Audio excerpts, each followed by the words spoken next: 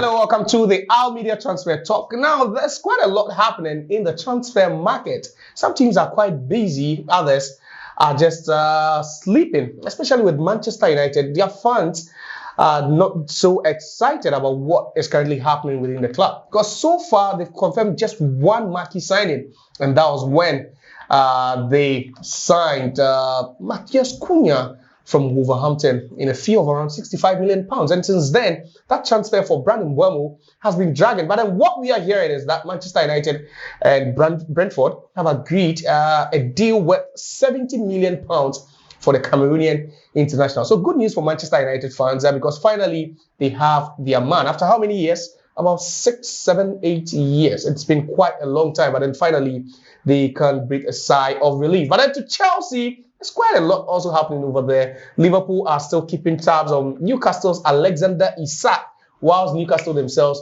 are hoping to land Hugo Ekitike in the event Isak leaves. City, they've done their signings very, very early in the transfer window. And then also we'll be talking about Chelsea, whom we are hearing that Noni Madueke is inching closer to a move away to fellow London club Arsenal. So we're just here to talk about transfers basically, and then also take a look at which players would be making instant impact. Gyökeres is also nearing a move to Arsenal. Good news, and definitely we'll get to see an array of stars in the 2025-2026 Premier League. But hey, as just I'm here with Atika Molly Fox and then also Karit. Karit, quickly, let me take your thoughts on the most exciting transfer you've seen so far. Which one has really, just blown your mind away? Has to do with Brian Mbeumo to Manchester United. Mbeumo to Manchester United. Yes, because a team that couldn't qualify for any European tournament, and then for a player who has 30 or close to 30 goal and assist combination, how do you go to such a team? What are you going to do? Seriously, you are motivated by the transfer. I don't know what you are trying to mean, but United fans will be maybe happy. he's only motivated by the finance side. The wages. What to do? Okay, first, which of the transfers so far have you really enjoyed, really blown your mind away, and you felt like you never saw this coming? Well, I would give two. I would say kudos to Tottenham. Because of the Ghanaian. No one saw that one. Yeah, coming. no one saw it coming. Kudos to Tottenham, and then Florian Wirtz, to Liverpool. Oh, really? Yes. Because of the numbers behind the deal. Because I regard Wirtz very, very high. Okay. But for him to command a British record is something that £120 million if the add-ons are achieved. So collectively, it is something that I think is, But what really took me aback was the fact that Liverpool was willing to go into the market. You understand? I mean, so forcefully, notwithstanding the fact that they had won the EPL last season. So for them to reinforce in such a manner just tells you how forceful they want to attack next season. And don't forget that they've spent close to £300 million. And it is something that I thought is a massive statement. You understand? I mean, because we all thought that Liverpool is a budget-friendly, club. Once in a while, they go into the market so forcefully, spend millions on a single player, But this season, they have shown their intent. They don't want to relinquish the title that they won last season to either was the Man City or Chelsea. So they've gone into the market and they've bought, and they are also on the verge. You see, the funny thing is that they want to go in for the best striker in the EPL again, in Isak. You understand? I mean, you see, Isak is a complete striker. You understand? I mean, when it comes to the totality of football, he's better than Erling Haaland. But when it comes to putting the ball at the back of the net, Haaland is a bit better than him. So I would say Wirtz and then Mohamed Kudus. But what interests me the most about Mohamed Kudus is the fact that last season wasn't a great season for him. Yeah. You understand? So for Frank to see that he wants Kudus means that he knows the player's worth. He knows what the player can do. Notwithstanding that last season, he did not have a good season. Interesting. But we're talking about the most interesting transfers. Let's talk about the weirdest, and most unassuming transfers, which one would you go for? Noni Madueke, obviously. I thought as much. Yes. Noni Madueke from Chelsea. But should we even think that there could be a conspiracy theory sometimes behind some of these transfers? Because it doesn't make any sense. Why would Noni Madueke move from Chelsea to Arsenal? Yes. You know, before you come in, what even intrigued me was the fact that he left the camp a day before we played the final. It doesn't make any sense. It was the same day. It was the same day, right? The same day. And I was like, how come? Yes. No, sometimes would you come to believe that there are some forces, unknown to us, and the agent pushing. Nobody thought. Nobody ever thought Chelsea would win that. No, not even winning. For Madueke to move to Chelsea. I mean, there was no aroma, there was nothing around. There was no smoke. There was just nothing, no signal, no indication. But let's talk about this guy. Is it going to be a guy who breaks into the Arsenal team, or you think these clubs are trying to balance their books with homegrown players, and sometimes it could be that he's a homegrown player. That is what a lot of the pundits said when this guy, this former Atletico Madrid guy went to Porto. Jackson? No, someone. Samuel Gahua. No. I think last season. He moved from Atletico Madrid to FC Porto. No, he was coming to Chelsea. Yeah, that's Samuel Agahua. It's Samuel, right? Yeah. Omorodi Agawa. Do you know what happened? No. When he was moving to Chelsea, Atletico Madrid quoted £40 million. Yeah. Because Gallagher was moving in the opposite direction. Yes. Yeah. So But when he moved to Porto, he sold him for 10 million. Imagine so maybe that's where you could talk about these. That's very interesting. These shades of it makes sense. Maybe from a business perspective, but what's the price tag on Noni Madueke? 52 million. 55. 55? But 50 guaranteed and 5 in variables. Now let's ask this question quickly. Force, you think he's worth that amount of money? Oh yes, very, very, very well. Noni Madueke is worth 55 million pounds. Yes. Convince all of us. Such caliber, 1v1 in the Premier League, there's no other player than Noni Madueke. But is he even part of the top 10 dribblers in the league? Yes, of course. You see, you can check now average players are going for 35 to 40 million. Yes. So and is he? No, I'm coming. So if you are a bit above average, he's a bit above. Then average. you are going. Is that where you are placing him? No, you see, Noni Madueke is not a world beater. Do you understand? He's not your most classic winger. He's not somebody who's going to give you 15, 20 goals a season. Okay. And nowadays, when you are selling players, you sell goals, especially when you are a winger or you are a striker. You understand? But he doesn't give you that goals. Okay. But he gives you something that a lot of wingers do not give you. He gives you the flair of the ball work. Exactly. He gives you a more dynamic attacking threat. You see, he's a different breed from Saka. You understand? It's a different breed from Saka altogether. Saka loves to get the ball, cut in. Madueke cuts in, but also hogs the touchline. So he gives you a different dimension. So what is going to add to the Arsenal setup is that there are going to be different dimensions on the right side of the. But is that the most reliable and convenient position for him, Courage? Talking about the right hand side, or you think they might change him a bit? If Saka is also competing with you at the right hand side, there's one thing in common: you are not going to get them playing time you want. You wish for yourself, but Mikel Arteta, you can bring in a typical midfielder and try playing him as an arrowhead. Examples: Kai Havertz and then Mikel Merino. Merino he plays him sometimes as centre forward, and then also the chap that moved from Brighton. The winger, the Belgian winger. Yeah, Leandro Trossard. Trossard, yes. You see, he sometimes moves from different positions to the other. But then one thing about Madueke is he's an English international, and then you need the numbers. You need English internationals to be able to balance your books, as you said earlier. And then also, the fact that he's an English speaks a lot. If you're buying an English international into your team, the value goes up. And then aside that, he's one player who's very familiar with the Premiership and then everything. He moves from PFG. He started at academy level all with Tottenham Hotspur, and then moved to PSV where he did very well, and then came to Chelsea before Arsenal. So Noni Madueke, he plays at both flanks, either left or right, but he's more effective at the right hand side. One thing I know for sure is Martinelli is not guaranteed of that left-hand side. Okay. Going to the into next season, which is the fresh season ahead. But then if Madueke is coming in, he's an upgrade. According to me, he's an upgrade of Gabriel Martinelli. You believe so? Yes. It depends on the variations. You Okay. understand? I just wanted to know if you also side with him. So he can continue with the service. I agree to a certain extent. You agree to a certain extent. Then let me come back to Kai. So he agrees that Madueke is an upgrade on Martinelli. Yes, and then he's a proven winner. He's won the Europa League.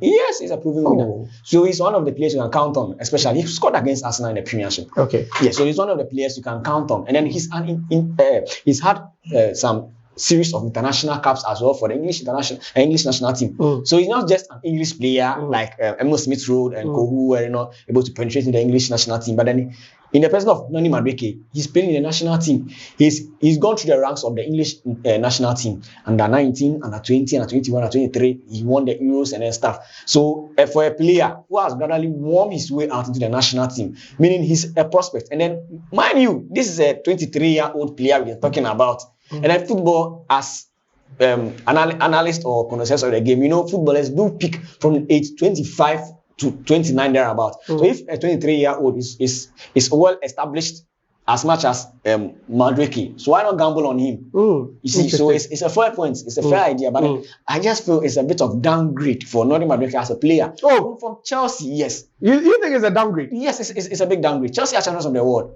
and then what has Arsenal achieved so far? Their best achievement, it will either be in the Carabao Cup or Community Shield or probably FA Cup, something they've not won in the past years. So probably you are going to be celebrating your birthday and the second place, which is also not guaranteed next season because Arsenal are not going to be second place. You think they're not even winning the league? No. Oh, come on. I'm talking of fighting for second place or top 4. I'm saying league. I'm going too far, bro. Arsenal cannot win the league. No. But in the second 3 times, in a row. Yes, and then they're not guaranteed that next season because other teams are coming up.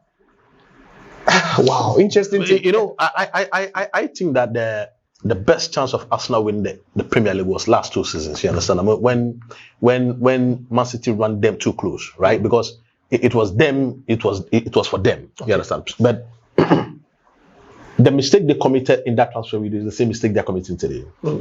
They lack firepower. And it's the firepower that they are not going in for. That is what Liverpool is doing. Liverpool is going for people who can score goals. And don't forget that last season they scored more than 90 goals across the front 3. But they are replenishing that. You understand? I mean, they want to get more goals. And they've brought in Florian Wirtz. He's a creator, he's a goal scorer. Yeah. They are going for Alexander Isak. They are going for Ekitike. Yes, I mean these are proven goal scorers, right? So at the end of the day, you ask yourself again, what is Arsenal doing to close the gap? Because we have seen and we know on record that the reason for which they haven't won the EPL for the past 3 seasons is because when it gets to the business end of the game, they fail to score goals.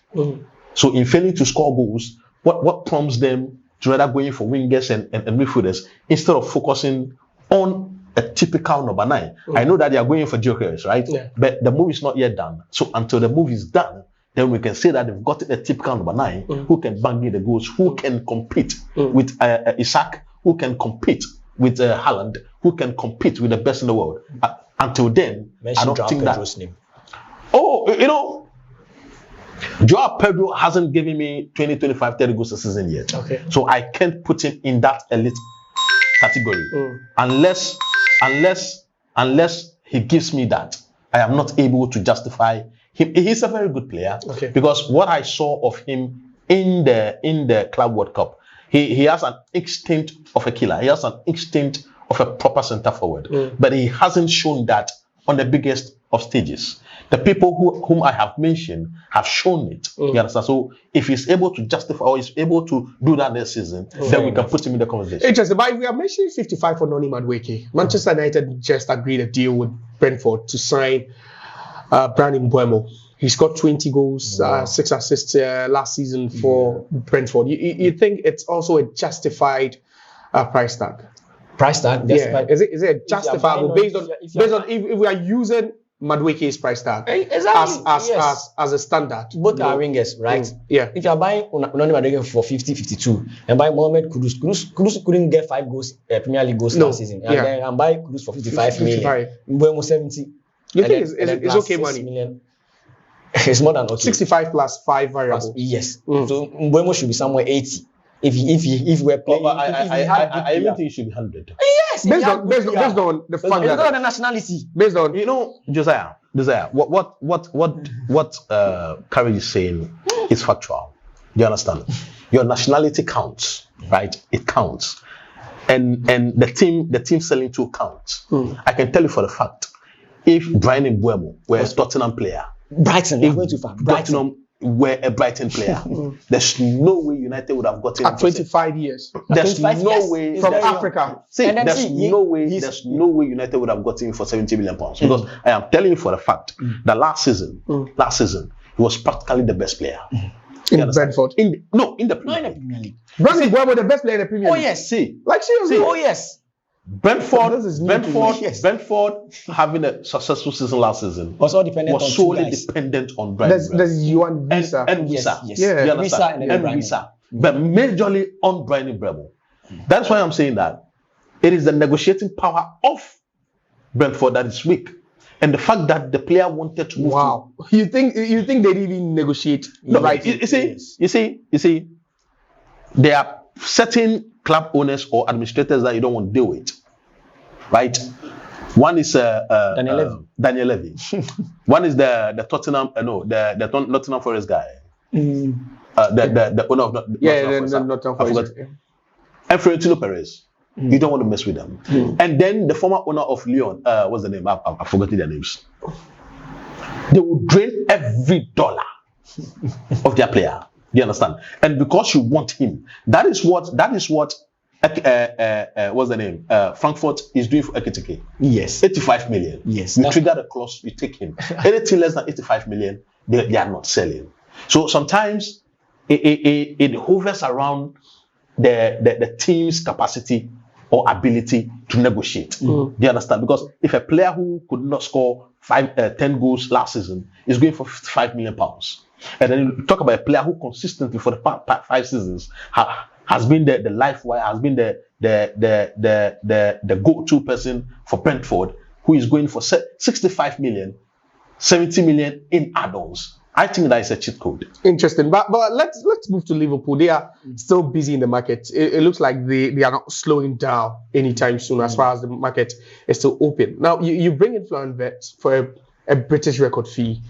You bring in Milos Kerkez for £40 million. You bring in Jeremy Frimpong to replace Trent Alexander-Arnold. Then all of a sudden, Ekitike, you still want to go in for Alexander Isak, and the backup plan is Hugo Ekitike. Like what are Liverpool trying? Are they trying to just seize control of the league and just win it in the next 5 years, or what are they doing? Only one thing comes in mind. You are going to build a team no one will be pleased to play with. Who was that? One Chelsea coach made that statement the moment he took over. Thomas Tuchel. Thomas Tuchel. Yes, and then, eventually he did. So this is what I call strategic buying. You think it's strategic? Aren't they overbuying? Because it's not guaranteed that any of these players will be a success. It is what Chelsea did in 2004. Yeah, of course. Like bringing in all the stars they think, aligning them, and it worked. Yeah, it worked. Some of these players are not stars. Kekzi is not a star. Kekes. Top 3 left backs in the league. In the league last season, it was fantastic last season. If you look at his numbers last season. You disagree. But top three left backs in the league. No. Jeremy Frimpong from Bayer Leverkusen. Florian Wirtz from Bayer Leverkusen. Yes. Aren't they good enough? Yes. These are, but then they are. Who was the left back last season? It was Robertson and Kimikas. He's washed. He's done. Okay. He's done. And then their right back just left to Real Madrid. Yes. So Jeremy Frimpong is the ideal player they need. He's very athletic, and then the kind of player they need to run their flanks. Liverpool, they like to go all out, go and come. So he's the perfect idea for that particular position. And then also the left back needs no introduction. And then Florian Wirtz has been. I think the story broke out during the previous winter transfer, and then I was like, is this just some mere rumor or they are being serious? I never knew they were serious until they broke the English record. 125 million for a player who's aside winning the league. I don't think he's achieved that much. No, not at all. he was the player who came to replace Kai Havertz. Yeah, after Yes, Havertz. it's a direct replacement for Kai Havertz. Yeah. Leverkusen has done some very, very good job, and then all thanks to Xabi Alonso for being able to discover these players. We knew Jeremy Frimpong and then his potential from Manchester City Academy and then going to Bayer Leverkusen. But then a certain Florian Wirtz was just like an average, like regular player nobody even knew of. But then if they're able to milk out this much from this player, then it's something very, very significant on the part of Bayer Leverkusen. And then back to Liverpool. If you are trying to buy Alexander Isak, who first said is if not the best, one of the best strikers in the English Premier League, who's very, very familiar with the English terrain and then has seen it all with Newcastle United. It's a very, very good addition. They already have, I don't know if he's moving out or not, because there be rumors. Darwin Núñez. There are rumors he's going to move. He's moving to either the Arabian country or apparently he's likely to go to Napoli. Napoli, yes. So and then if you get, my problem has to do with Ekitike. If you have Isak, you don't need Ekitike. Okay. But don't you think they are trying to just set that as a smoke screen? No. Trying to move in for Isak, because you look at Liverpool, they've already clocked the £300 million threshold. Yeah, as far as their signings is concerned. So don't you think they're only trying to lure Newcastle into thinking, yeah, we want Isak, but then they are working behind closed doors to get. They want Isak. Yeah. They wanted Isak since last season. But now they have Vets. No, you see, Vets is not.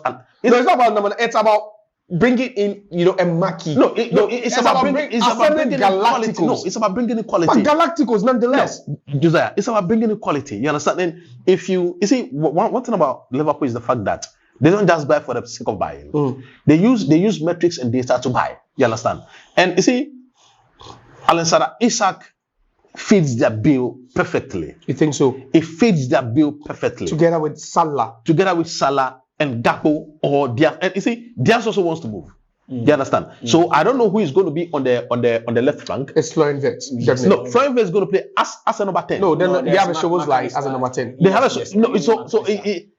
in my the tactical tricks. It's obvious. My coming play from the flanks. Yeah, from the left hand side. I doubt Florian Wirtz is going to start from the left flanks. Do you understand? Because the right flank is choked. Mohamed Salah is going to take there. Then the number 8 positions are what is going to be left with for Wirtz and Szoboszlai. Because then they would need, Nunes is not going to help them. You understand? That is why they are going. See, their choice is Alexander. Do you understand? Do they have £150 million? They have. Liverpool can pay £150 million. Does FFP yes, but they have reserves, because last season they did not sign. Yeah, that is what people are forgetting. Last season they did not sign even a single player. Yeah, you understand? So that has given them enough buffers to go into the market this season and attack the transfer market, and that's exactly what they are doing. Because you see, next season the price tags are going to increase again. So if you are able to build a team today, and you have do you realize that for 5 years Liverpool never touched their front three? Yeah, Mo Salah, Sadio Mane, Firmino. Yeah, they never touched them. It was when Firmino left, Mane left, that they started having tricks here and there. So that is exactly what they want to do. You understand? I mean, build that front three again for the next couple of seasons where it wouldn't be touched again. And if you have a 26-year-old striker in Alexander Isak, who has demonstrated in the EPL that he can blend with the best, then you are sorted for the next 5-6 years. You have Cody Gakpo, you have Gakpo on the left flanks who can chip in goals for you, and then you now have one of the best attacking midfielders in the game in Florian Wirtz. So in the next 5, 6, 7 years, you are sorted out in that regard. That is why they were focusing on trying as much as possible to tie down Virgil van Dijk. You understand? Then they know that the defensive third is also sorted out. That is why, as we speak currently, they are in negotiations with what was the French guy? Their central defender. Yeah, Konate. You understand? So if they are able to get these pairings done, Liverpool is sorted for the next 2-3 seasons without necessarily reinforcing. So that is the reason why they are going into the market forcefully. Interesting. But we look at other transfers also circulating, especially in England. Manchester City seem to have done their business very, very early. They are not looking at any other thing. Yes. But with Chelsea, do you think they would need to bring in any more players with already what they've done? Bringing in players, I doubt. But then some need to go. A lot of players need to go. But you don't know Todd Boehly? But that man is a maniac. That is what I'm asking. You don't know to avoid That guy would just walk. He might just read the news and he would start walk buying beside again. All right, so it's been great having these two in the studios. We're just talking about the major transfers happening across Europe. Chelsea, they just got one of their men, one of the players who was so key for them last season, Noni Madueke, moved to Arsenal. People are asking if there's a conspiracy theory, behind some of these moves. He's joined Arsenal for a fee of around £52 million. That's quite a lot. But then Ghanaians are also quite agog because Mo Kudus, and you heard a song like Stone Boys. If you sing it. Charlie, I don't know. Charlie, if you sing it. You see Elephant we sing before. Seriously, the guy.